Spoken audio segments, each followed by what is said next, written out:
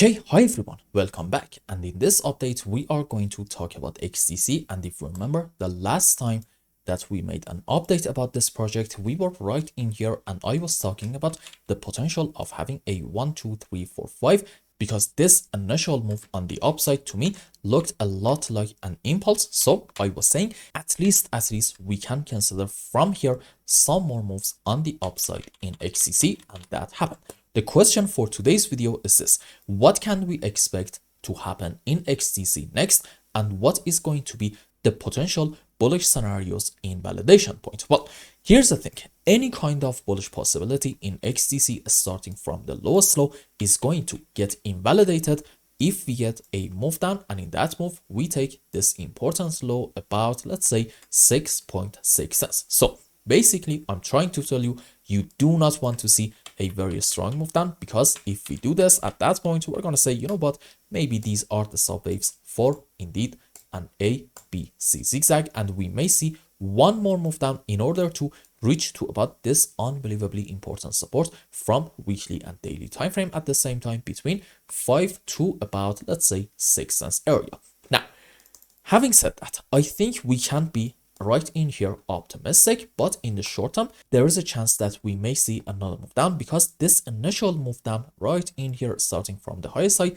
does look a bit strong. Now, what I want to see in XDC is this: from here a very slow and choppy move on the downside, and then another move up. And I think the first target for this move down is going to be reaching to somewhere around an H4 time frame support area.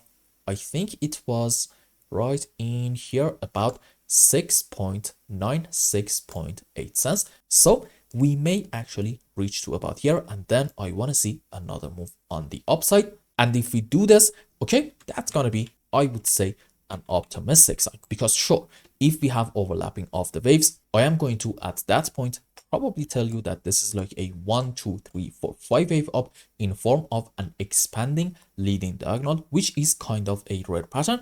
But at the same time, I can also tell you maybe these are a series of 1, 2s. This is 1, this is 2, and then wave 3, 4, 5, which on a higher degree might be into a larger degree wave 3, correction for 4, another move up into wave 5, if we are like really looking optimistic and bullish. So for now in XDC, I'm thinking this move down in the short term can continue for at least another 5 to 9, 10%, and then you need to pay attention to the shape of this move. And if this is going to be a slow and choppy move, it's going to be a great sign indicating that our move on the upside starting from this low may not be over yet, and we can have another move up. And a very clear example of that is actually this move down starting from this point to about here.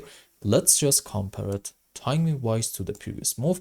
As you can see, this move down took us about 330 candlesticks, and this one on the upside took us only about 50 candlesticks. So back around here, I would have told you, look, it seems like bears do not really have a whole lot of power, because despite having way more than enough time, they absolutely failed to pull the price all the way back down to these levels and potentially even take this low. So maybe bulls still do have the upper hand and are going to push the price higher. And that, my friends, is exactly my argument for why we may have some more moves up in XDC in case that in here you see a slow move down.